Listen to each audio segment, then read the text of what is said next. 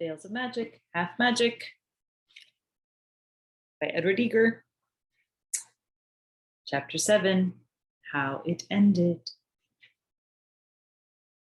"Who gets the charm today?" said Martha early next morning. "We've all had a turn now. Do we start over and take seconds, or should we agree on something and wish it together?" "I think we ought to give it a day of rest," said Catherine. "After all, today's Sunday." And once the other children thought about it, they agreed that magic on Sunday didn't seem quite right. Or at least there was a chance that it wouldn't be, and the 4 children were taking no further chances now that they knew how difficult the charm could be when roused. So Catherine spent the morning reading the Ingoldsby Legends, which she had just discovered, and Mark built derricks with his Meccano set. Jane humored Martha by playing dolls with her, a pursuit Jane usually scorned, but she was still feeling kindly towards her family as a result of yesterday's adventure. Her true nature reasserted itself during the course of the game, however, and many a doll was stabbed to the heart or burned at the stake before the morning was over. The 4 children all hated big noon dinners on Sunday, so when hunger reared its hideous head, they just had soup and toast. And it was right after that Mr. Smith arrived and asked if they and their mother wouldn't like to come for a drive with him and a picnic supper afterwards. He said he knew of a wonderful picnic place with a river and swings and a meadow and woods, and he had 6 box lunches made up by Meinert's pastry shop. Jane and Mark and Catherine and Martha could hardly wait to start. "What is it that makes box lunches always sound so delicious?" Catherine wondered. "It makes you think there might be almost anything inside. Duck eggs and nectar and all kinds of sandwiches nobody ever had before."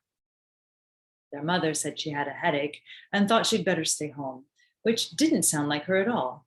The 4 children stared at her. "You never have headaches," said Mark. "You never want to stay home and spoil things either," said Catherine. "It won't be any fun without you," said Jane. And of course, after that, the children's mother had to give in, and 5 minutes later, away they went.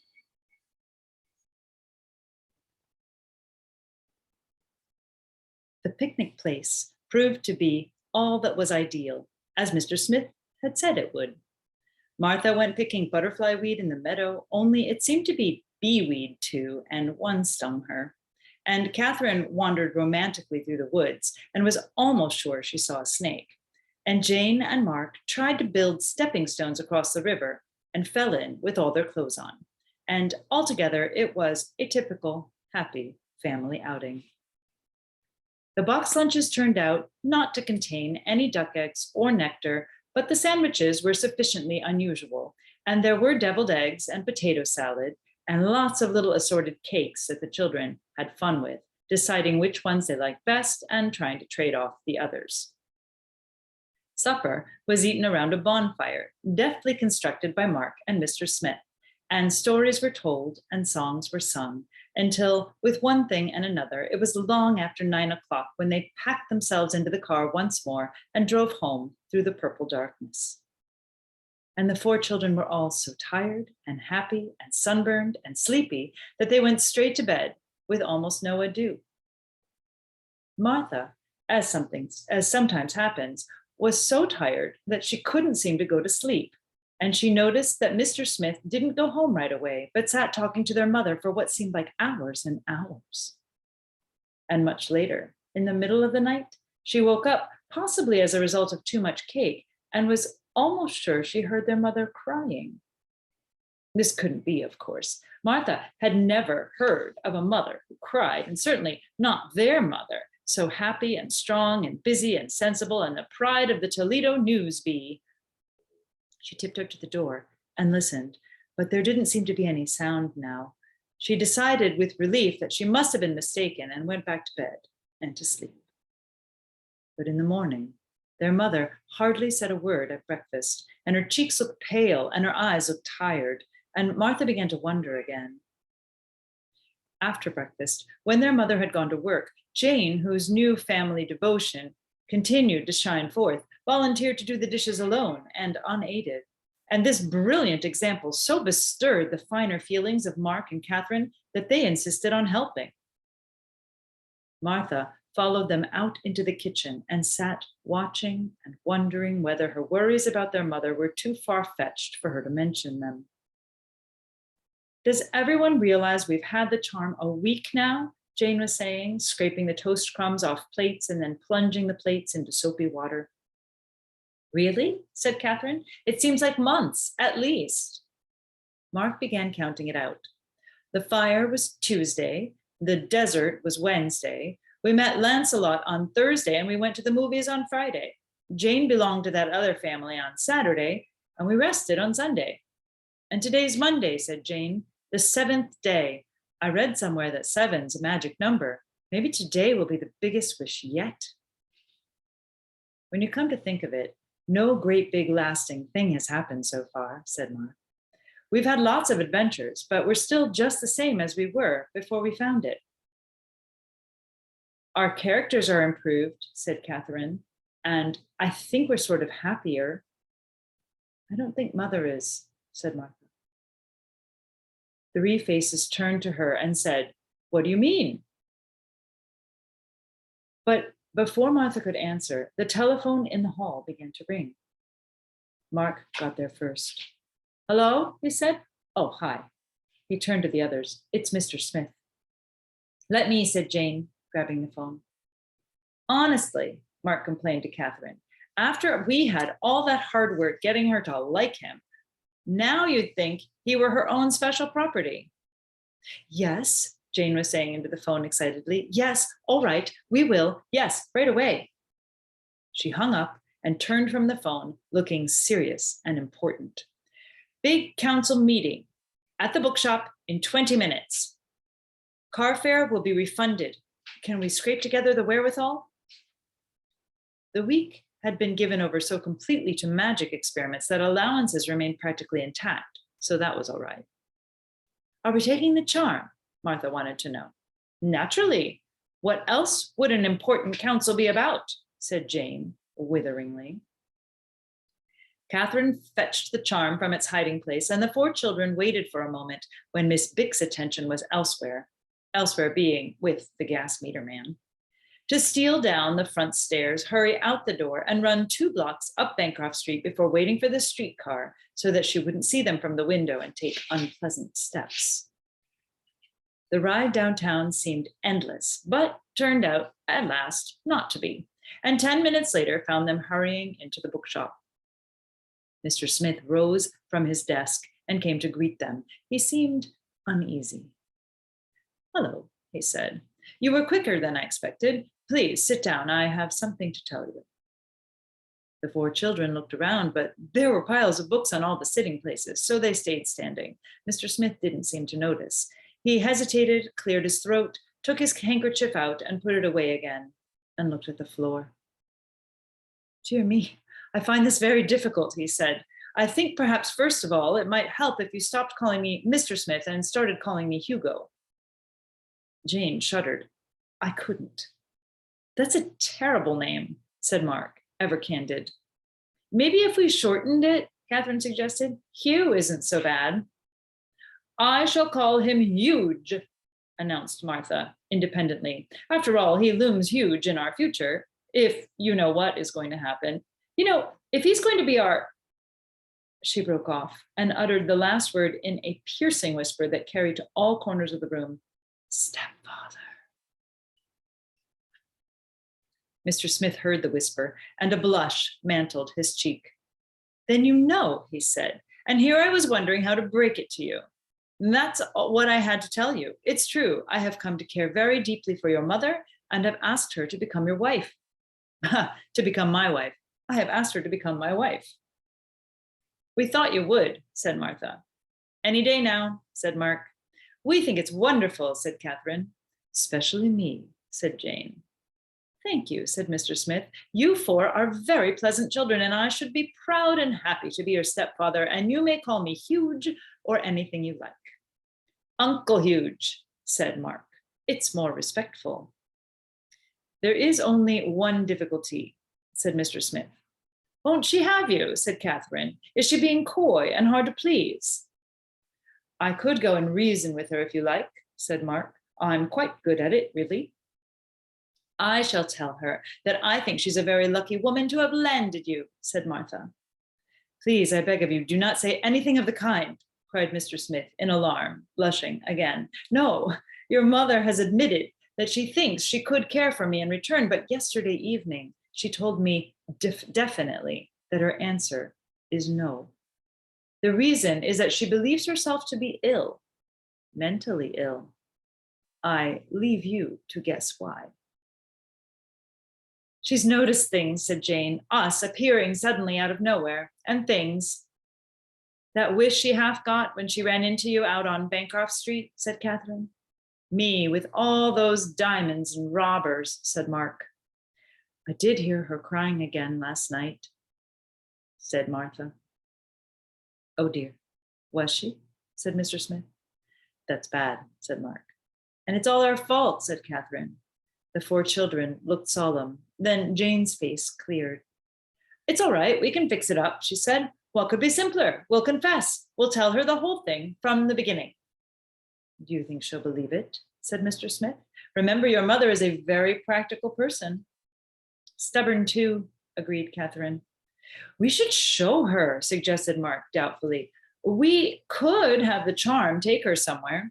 That's it. Jane's eyes were shining. We'll let her wish. We'll give her whatever her heart desires. This will be the best deed yet. Come on, let's go over there right now. Do be careful, said Mr. Smith. Hadn't we better plan it out first?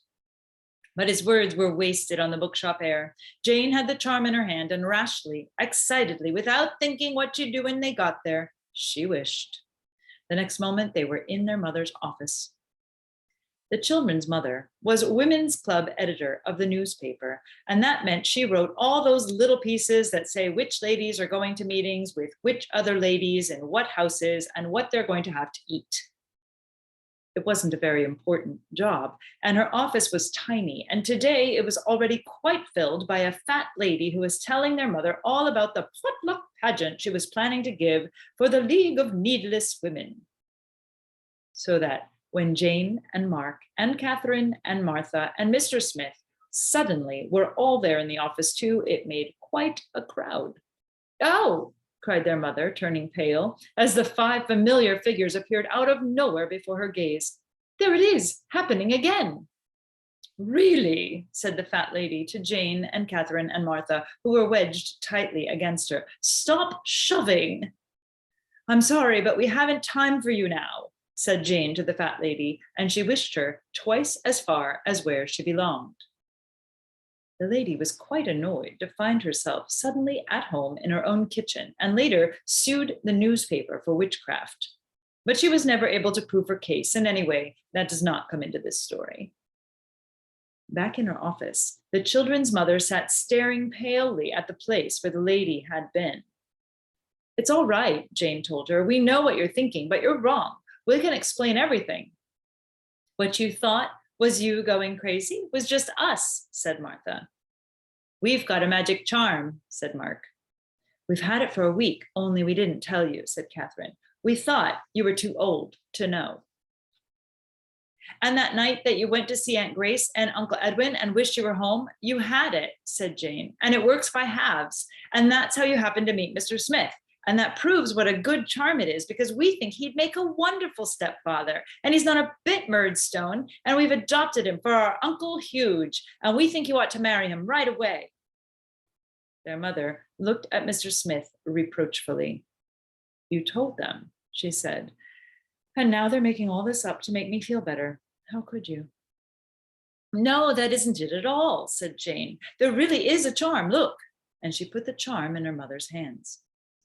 That's a nickel, said their mother. That's what I thought first too, said Jane, but it isn't. See, it's got these old ancient signs on it. Wish, why don't you? That'll prove it, for whatever your heart desires. Or wait, I'll show you how. And she touched the charm where it lay on their mother's hand. I wish, she began, trying to think of something simple and harmless, yet unusual. I wish 2 birds would fly in the window and speak to us. Immediately, a chickadee flew in through the window and stood on the desk. "Hello," it said, and then it flew out again. Their mother had her eyes shut tight. "Tell it to go away," she said. "It just did," said Martha. Their mother opened their eyes again. "That proves it," she said. "It's just as I was afraid it was. Everything has been too much for me, and my mind has given way." Now, said Mr. Smith, "you mustn't get excited." But Mark interrupted him. "Honestly," he said to Jane in disgust, "making birds come in and talk to her. No wonder she thinks she's crazy. Whose heart's desire would that be? No. Don't you remember how she always used to say she wanted to be city editor of the paper someday? Let me have that." And he took the charm from Jane. "Careful," said Mr. Smith. "It's all right. I know what to say," Mark reassured him. And he wished. The owner of the newspaper walked into the office. "Ah, dear lady," he said, "how happy you look with your little family around you." Their mother turned a woe-begone face upon him and said nothing. "What part of mother's little family is Mr. Smith?" whispered Catherine to Mark, giggling. "Shush," said Mark. "We are making some changes in the organization," the owner of the paper went on, "and I am glad to tell you that from this moment on, you may consider yourself city editor at a sizable increase in salary." "No," said the children's mother, shaking her head stubbornly. "It isn't true. It's just some horrible, crazy dream. You aren't even real. You're just a figment of my imagination." "Well, really," said the owner of the paper, looking displeased. Apparently, he did not like being called a figment. "Oh, mother," said Mark, "don't worry, just take it. Don't you remember how you've always said you could run the paper single-handedly better than the rest of this whole dopey crowd does?" "You don't say," said the owner of the paper coldly. "In that case, perhaps I'd better withdraw my offer. Perhaps you'd better look for a job somewhere else." And he made a dignified exit. "This is worse and worse," moaned the children's mother. "Now I'm unemployed, and he'll tell everybody it's because I've gone raving, tearing mad, and he'll be right, because I have." There, Catherine soothed her. "Mark just didn't know. He couldn't, because I'm the only one who knows what your heart's desire really is." She turned to the others. "Mother told me once that when she was our age, she always wanted to be a bareback writer." And Catherine took the charm in her hand. "Dear me, I hardly think," said Mr. Smith. But before he could finish the sentence, Catherine had wished, and he and the 4 children found themselves sitting in the front row of the grandstand inside an immense circus tent, and the ringmaster was just cracking his whip and announcing that La Gloria, the best bareback rider in all the world, would now perform her death-defying act. There was a crash of cymbals, and La Gloria rode into the ring on a white horse. La Gloria was the children's mother. Only she didn't look at all like herself in pink tights and a frilly skirt, and she didn't act like herself either. She rode around the ring with grace and speed and jumped her horse through hoops with spirit and style. And what was most alarming to the 4 children, she seemed to be enjoying it. "Hoopla!" she called. "Alley-oop! Where?" "Whee!" "Stop her," wailed Martha. "She'll hurt herself. She'll fall." And she jumped over the rail and ran into the middle of the ring with Jane and Mark and Mr. Smith behind her. Forgetting the charm in her hand, Catherine ran with them. La Gloria had to rein in her horse to keep from running them down.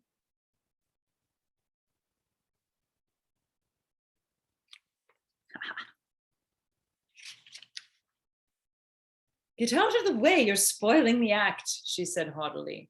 "This is awful. She doesn't know us," cried Martha. "Of course she does, don't you?" said Jane. "No, and I don't wish to," said La Gloria. "Out of the way, the show must go on." "Why?" said Mark, ever willing to argue a point. Behind them, in the grandstand, the audience was beginning to be restless. "In my opinion, people who interrupt other people's entertainment should be ejected," said a lady in the front row. "You're right," said a lady sitting next to her. "They should be ejected and then put out." An angry murmur began to grow. "Down in front," yelled somebody. "Get the hook," yelled somebody else. The ringmaster approached, cracking his whip. Then, just as it looked as though there might be unpleasantness, Catherine unwished, and they found themselves back in the newspaper's office. Their mother sat at her desk, a dreamy, faraway smile on her face. Catherine turned to her anxiously. "There," she said. "Now do you believe?" Their mother's smile vanished. She looked stubborn. "That didn't happen," she said. "It was a dream." "How do we all know about it then?" said Catherine. "You don't," said their mother. "You couldn't." And nothing any of the children could say would make her believe anything else. After 5 minutes of trying, they were all breathing hard and beginning to feel a bit desperate. "May I point out," said Mr. Smith at last, "that if you would only listen to me—" But Martha interrupted him. "Of course, if you ask me," she said, "the trouble is none of these wishes were any good because we didn't make her believe first." The others looked at her. "Of course," said Mark. "Out of the mouths of babes," said Jane.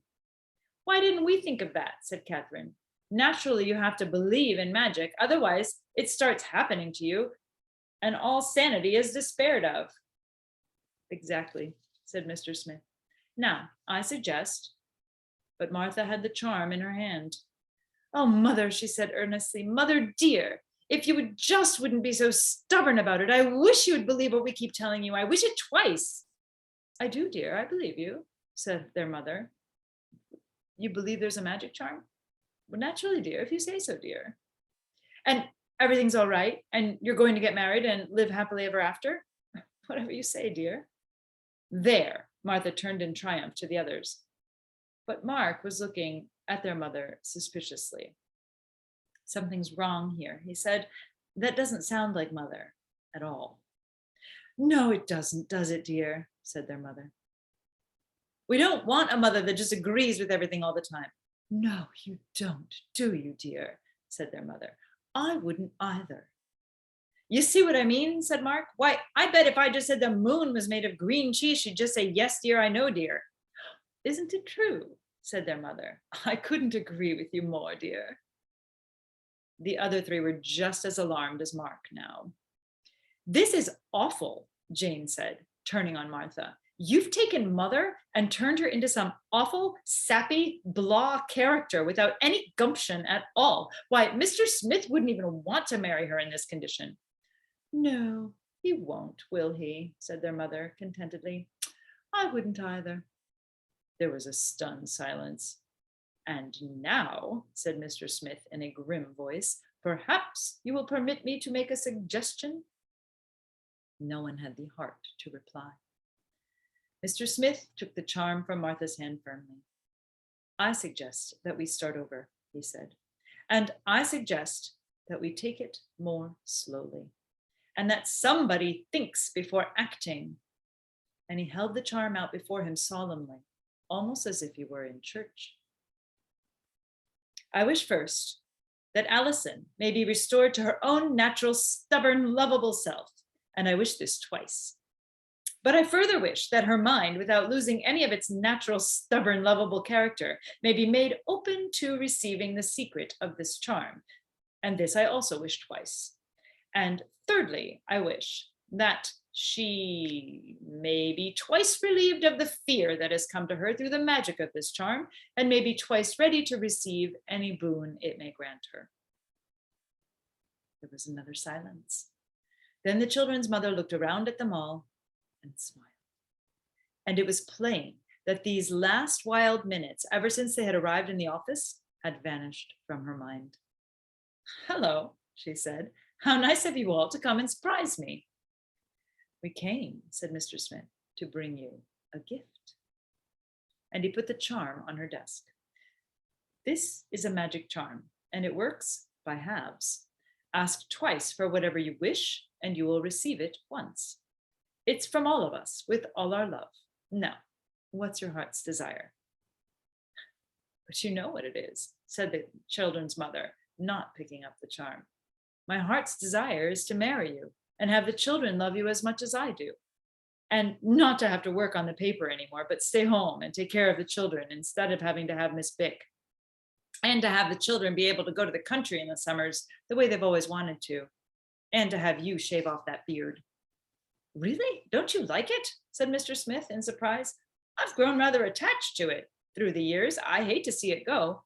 But for the rest of your desire, if you marry me, I'll do my best to give it to you without the help of the charm. We won't be rich because people who run bookshops seldom are. But summers in the country, I think I can manage." He took their mother's hand, and the two of them stood looking at each other. "Aren't you going to wish?" said Catherine after a bit. "Why should we?" said their mother. "We have our happiness." "Oh," said Catherine, disappointed. The faces of the four children fell. They had never felt so let down in all their lives. Then, after a moment, Catherine's face brightened. "But it was a wish that brought you together in the first place," she said, "and it was another wish that made you meet again. It really was the charm that caused everything, in a way." "Maybe that is the one big important thing it came into our lives to do," said Mark. "You mean maybe now it's used up and it won't work anymore?" said Martha, alarmed. "Oh, and today's the 7th day, too," cried Jane. "Maybe the magic's over." She picked up the charm and turned to Mr. Smith. "I don't want to butt in, and I'm sure that you could give mother her heart's desire by the sweat of your manly brow alone," she said. "But just to make sure, I wish all her wishes would come through twice."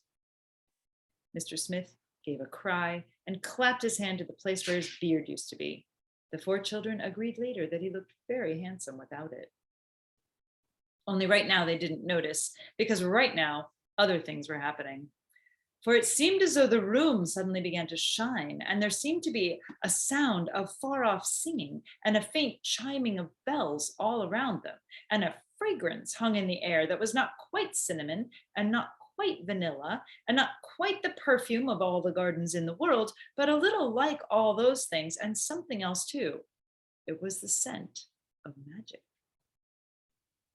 And their mother and Mr. Smith stood looking at each other and didn't see the shining or hear the singing or sense the fragrance, because all they saw was the light in each other's eyes, and all they heard was the beating of each other's heart, and all they felt was their love for each other. By and by, the shining and the singing and the fragrance died away. "I guess that's the last wish, all right," said Mark. "It never rang bells and smelled like a perfume shop before." "What did you say?" said their mother. "I said, I guess that's the last wish," said Mark. "The last wish on the charm." "What charm?" said Mr. Smith.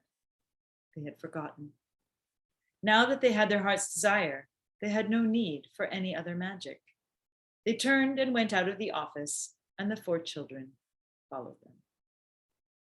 Jane still held the charm in her hand, but the children were as sure as they had been of anything in their short, full lives that with this last wish, the magic had gone out of it, and that there would be no more enchanted encounters for them. "Still," said Mark, as they reached the street, and just as though the others had spoken their thoughts aloud, "still, we might as well test it and see. Wish something, any old dumb thing." "All right. I wish I had 4 noses," said Jane. Everyone looked, but the usual slightly snub one remained the only feature in the middle of the face of Jane. "That settles that," said Mark. "Goodbye, charm." But his voice was quite cheerful. "I guess it just came to make us happy," said Catherine. "And now we are." "Weren't we happy before?" said Martha. "Oh, sure, in a kind of way," said Mark. "The way some people are happy and some people are unhappy because they're born that way. But there were a lot of things we wanted changed, and now they're going to be." "No more Miss Bick," said Catherine. "Summers in the country," said Jane, "and a practically perfect stepfather. You know," she added, feeling suddenly rather wonderful, "it looks as if we got our heart's desire too." But all the same, she didn't throw the old used-up charm away.